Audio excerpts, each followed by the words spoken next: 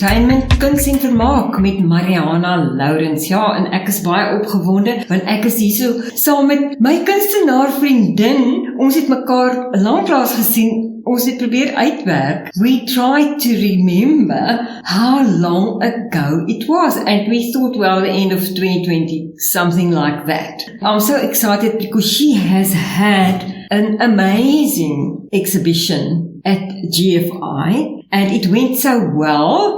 You told me, Llise. Hi. Hello, Marianah. Yes, it was really a wonderful exhibition, well supported by Kabega and artists, art lovers, art collectors, all role players. They really supported me in this wonderful exhibition. How many people? Anna said she thinks it was 125 to 130. Well, 125 to 130 is a lot of people. Yeah, for opening night, yes. For opening night in Kabega, yes. Here where everybody's so lazy to go out, they always find excuses. So you've had it was so well attended, and we were saying how art is alive. Yeah, yes. I think we have a very big advantage in the Eastern Cape because we don't have the tourism market that Cape Town and Joburg have. So we as artists can develop on our own and uniquely without the influence of tourists that actually demand a certain type of art.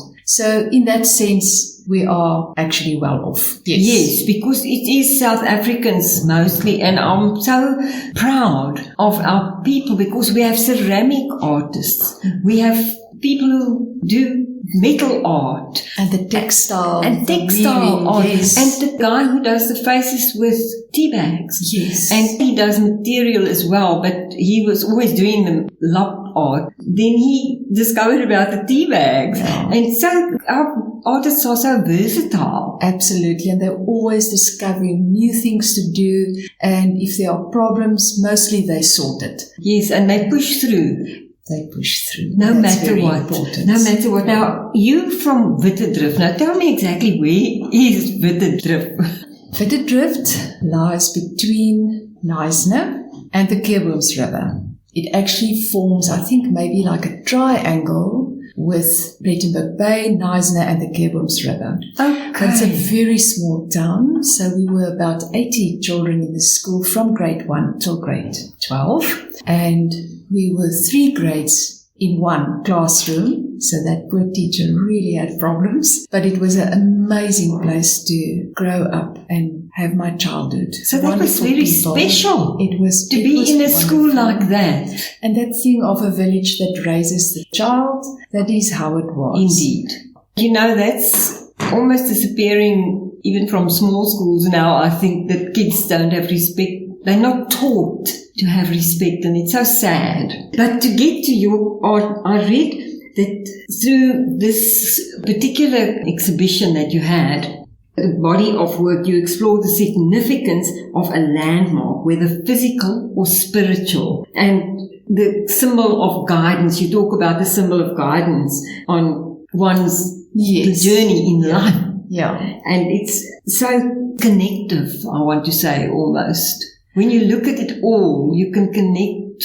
There's something in all your work that will trigger something. For me, personally, it was when I looked at your art. And I think artists very seldom create artwork for themselves. I believe that we actually listen to people's stories and we look at our environment and then we process that information and weave it into our artwork. And that is probably why you relate to it. There's maybe something that, if you share your story with me, I might say, okay, no, that makes perfectly sense. That is why you connect to the artworks. I enjoy using the symbols, and in this specific exhibition landmark, I try to, we must admit, it's difficult times. People are going through difficult times and they're trying to find ways to survive. They try to find ways to make things work. And without landmarks, spiritual or physical, we can't do it. I was exploring that. And also, if we look at the wars going on at the moment and also the climate change at the moment, there's almost like something that tells us there's a golden line between this, because we're in the desert time now, we are maybe also in the desert time of our spiritual lives. And maybe if we start and water our spiritual lives, things might get better also in the physical world, where we try and survive to make a living, or where we know that we might be destroying nature. Indeed, and that's a big thing in South Africa. I mean, you've got the green people that they talk about, the tree huggers, but we should all be, shouldn't we? I'm a big tree hugger. Yeah, definitely, me too. And Yeah, because it actually remind me of when I spent a year in America in the performing arts, and that was way back in 1984, and I couldn't believe how the kids were not comfortable with ants walking over your foot or something like that. And we grew up with it. I mean, an ant, so what? If there's an ant walking somewhere, and my granny would say, ach, hier is alweer in die suiker, jy weet, wop, wop, wop. And the thing is, does it not say in the Bible, go to the ant and be wise? Become wise, yeah. Yes. And I also think that we need to get the children out of the classrooms, back into nature, so that they understand what it's about, and that they understand the basic thing of healthy soil and healthy people. I think we are maybe putting a lot of pressure on our children in that sense as well, making them afraid of things like ants, and it's unnecessary. It's unnecessary because also we used to seeing a gecko on the wall. Jy weet, daar sit hy nou alweer, en dan sit hy die hele week daar. And when you go to cold countries in America, of course, you don't see that. And all the windows have got screens in front of them where it's hot or cold. So insects cannot come in. So the kids don't get used to it. They learn about it maybe in the classroom. Yeah. They did then in 84. But yeah. I don't know now. Now, eh? I don't know now. But the whole thing is that it's nature. And we didn't even need all the stuff we have now. I mean, we didn't even need clothes when God made us. Or exactly. A fridge to keep anything warm. We could eat everything that grew.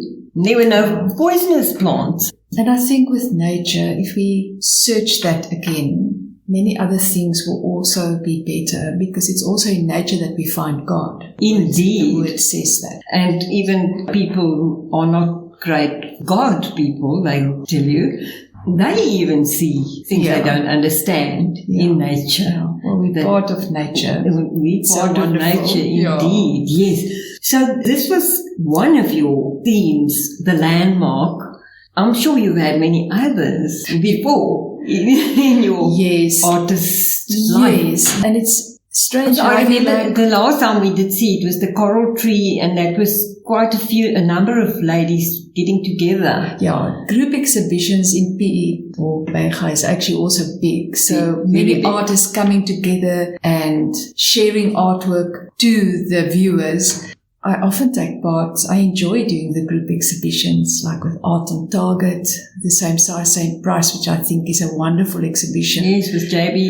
Yeah, I mean, that's typical. Gqeberha started with Dositron in the old Kyle Street Gallery. That was so special. She was like a mother to all of us, young artists. And BA is just carrying on that tradition, which is wonderful. And BA is amazing with kids. Actually, she's very good. And I just love when she has stuff, I go there. And then we also have the Art Meander. We have the Art Meander. I mean, that is growing. And the big artist conference I had with mostly the Harvest. Yes. Harvest. Those exhibitions, the themes in the year is so inspiring. Was so amazing, because on the last day it turned into a worship session. Yeah. The last afternoon sessions was cancelled to worship God. It was awesome. Yeah, wonderful people. Of course, in Witterdrift you have to go away to go have your exhibitions. As you say, it's a small place. People don't even know about it. So it's a lovely area, though. Yes. Artistic area as well. Yeah, so I was born in Knysna, but obvious in the hospital there. And so I grew up my whole life in Witterdrift. But then after school, I went to NMU. It was then UPE. And then I studied music. So art wasn't really part of my life then, although my mom specifically, she was always making plans to get us to be creative. I remember that she would put like a long sheet on the grass and tell us that we can paint on it. Or they will drive us to Knysna for something that I think will actually work very well here, pavement art, where the kids get a block and crayons, and then you create an artwork, and it actually stays there till it washes away or whatever. That's a wonderful idea. Yeah, so we used to do that as kids, and then just growing up there really stimulated my whole creative senses. All this, it was just wonderful. But music was the one thing that the school had as an extramural subject, and I really loved my music. And I suppose, in a way, I wanted to do something arty, but it wasn't there, so I settled for music. You latched onto what was there. Yeah. And so what was it? Singing? Was playing a piano? No, I played piano, and I also did my UNISA exams to get into varsity with that, because you had to have at least your grade 7 exam and grade 5 theory. And yes, and then I started my journey with my music studies, and it was wonderful because that was a transition for me to art.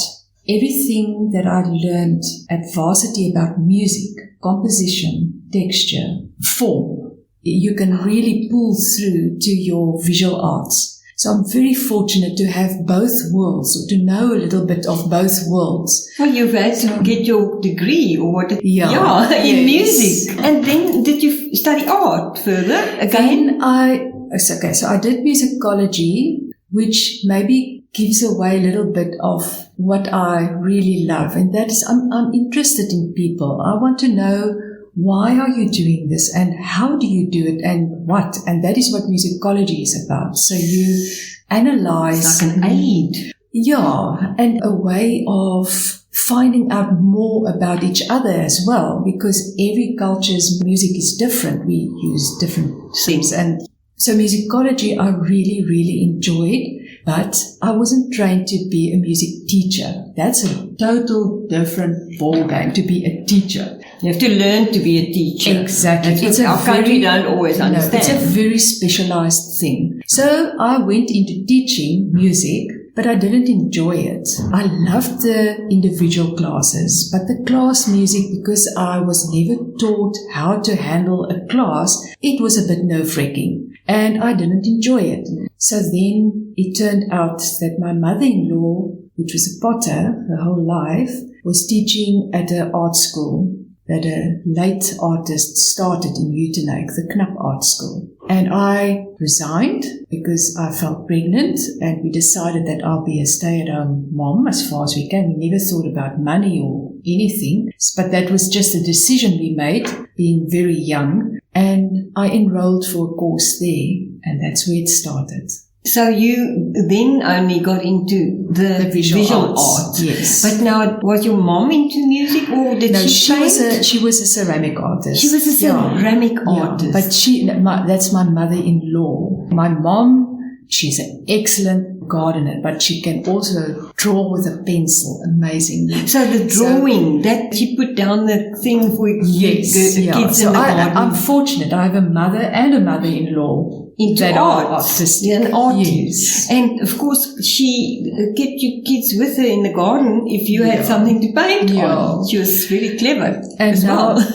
What's also amazing with Mark's mother, being also a ceramic artist, when we went through a bad patch now with a drought, we had to sell about 75% of the cattle, so he couldn't farm full-time anymore. But things worked out because his mom said, she's getting old. She wants someone to carry on with the legacy of the pottery. And he said, but he would like to try. And he's a total natural. So there opens a new door, and he's exploring it, and he's so happy. My word. So your Mark does pottery. Yes. Okay. He's been doing that now since 2019. Oh, that is wonderful. Well, when you come again, we'll have a chat with him. I'll tell him. I wish he was here.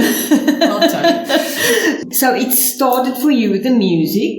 Yes. And then it morphed into the art. Yes. But the visual art, now don't you also think that the arts are all therapeutic for the one who does it and the observer or the listener? Absolutely. And I really think that once we realize that in South Africa as well, that art is a very important component of our being, then things will also be much better. Yes. Artists are the people who recognize the problems and they're not scared to say or to address it and to put it into something visual. So something visual is a very soft way sometimes to say something. To convey a message. To convey a message. Yeah, and it's the same with a musician. Sometimes you can actually feel when you're listening. Yes. And it's healing.